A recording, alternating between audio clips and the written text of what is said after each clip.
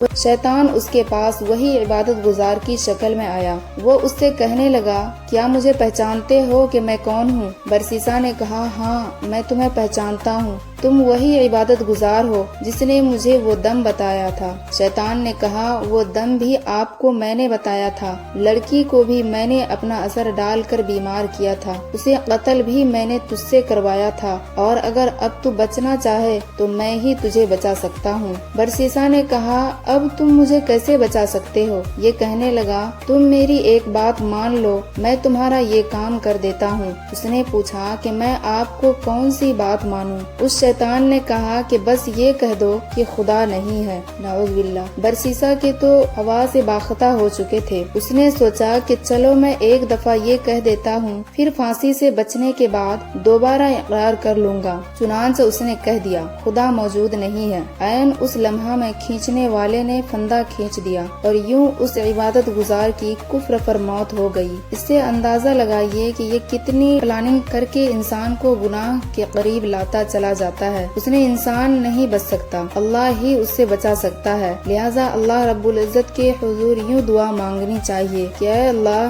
ہمیں شیطان مردود کے شر سے محفوظ فرما۔ اے پروردگار، میں آپ کی پناہ مانگتی ہوں اس سے کہ شیطان میرے پاس آئے۔ اللہ ہم سب کو شیطان سے بچائے۔